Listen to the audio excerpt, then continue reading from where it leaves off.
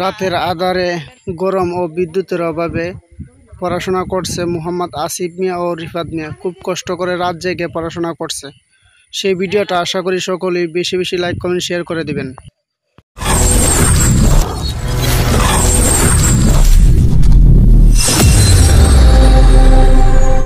সম্মানিত ভিউয়ার্স, আসসালামু আলাইকুম।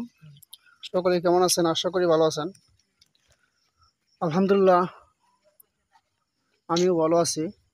আজকে আপনাদের মাঝে আমি নজরুল ইসলাম জয় উপস্থিত হয়েছি। তো দেখুন, কারেন্ট যাওয়াতে আমাদের গ্রামের ছাত্র ও ছাত্রীরা কিভাবে পড়াশোনা খুব কষ্ট করে করতেছে। সকলেই দোয়া করবেন ওনাদের জন্য, যেন পড়াশোনা করে বড় কিছু হতে পারে। অনেক কষ্ট করে ওরা কিন্তু পড়াশোনা করতেছে, কারণ আমাদের গ্রামের ভাষায় বলা হয় এটা বাত্তিটার নাম হচ্ছে কুহি বাত্তি। মুরব্বীরা বলে থাকতো, ডিজেল দিয়ে চালানো হয় বাত্তিটা। আমাদের এখানে কারেন্টের বিদ্যুতের অনেকটাই অভাব, যার ফলে পড়াশোনা ওরা ঠিক মতন করতে পারে না। আপনারা নিজের চোখে দেখতে পারতেছেন। আর আমার এই ভিডিওটাকে কোথায় থেকে দেখছেন অবশ্যই কমেন্ট করে জানাবেন। আর যদি আপনাদের ভালো লেগে থাকে অবশ্যই বেশি শেয়ার করে দিবেন। তার পাশাপাশি লাইক করতে ভুলবেন না।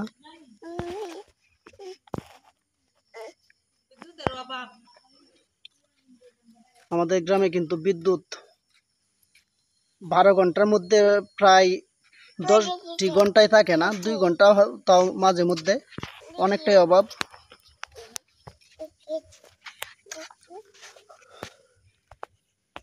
তো আপনারা নিজেই বুঝতে পারতেছেন যে খুব কষ্ট করে আমাদের গ্রামের ছাত্ররা পড়াশোনা করে। তো এত কষ্ট করে যদি পড়াশোনা করে, সেই কষ্টের যদি ফলাফল আল্লাহ তাআলা ভালো কিছু না দেয়, তাহলে মন মেজাজ কীরকম হবে এটা তো আপনারা নিজেই বুঝতে পারতেছেন।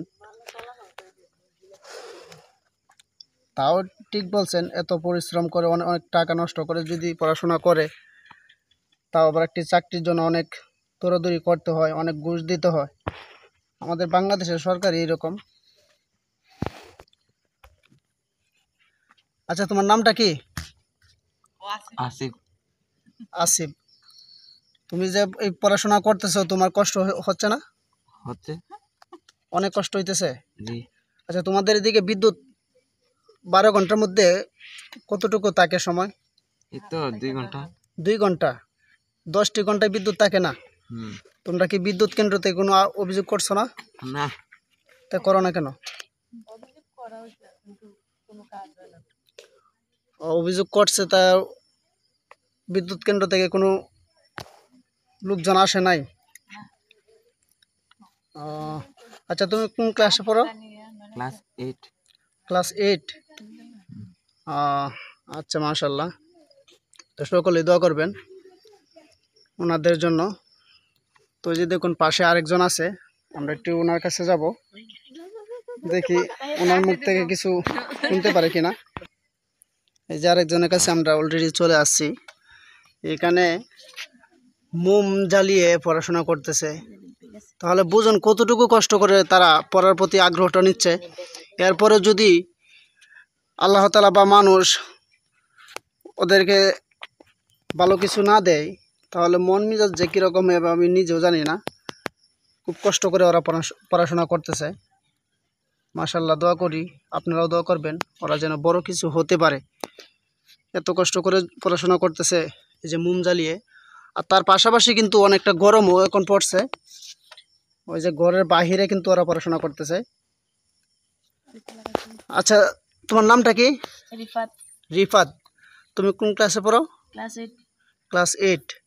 আচ্ছা, তোমাদের এদিকে বিদ্যুৎ কি একদম কমই থাকে নাকি? আমি ওনার কাছ থেকে শুনলাম যে 12 ঘন্টার মধ্যে নাকি 10 ঘন্টায় বিদ্যুৎ থাকে না। এরকমই। ও আচ্ছা, তাহলে খুব কষ্টের জীবনযাপন করতেছো তোমরা নাকি? আচ্ছা, ঠিক আছে, তোমাদের সাথে কথা বলে খুব ভালো লাগছে। তো তোমাদের প্রতি আমার দোয়া রইল, ভালোভাবে পড়াশোনা করো। রাতের অন্ধকারে পড়াশোনা করতেছো, মোম জ্বালিয়ে কেউ, গ্রামের ভাষায় বলা হয় যে এটাকে কুহি বাত্তি। তো সকলেই ভালো থাকবেন, সুস্থ থাকবেন। আল্লাহ হাফেজ।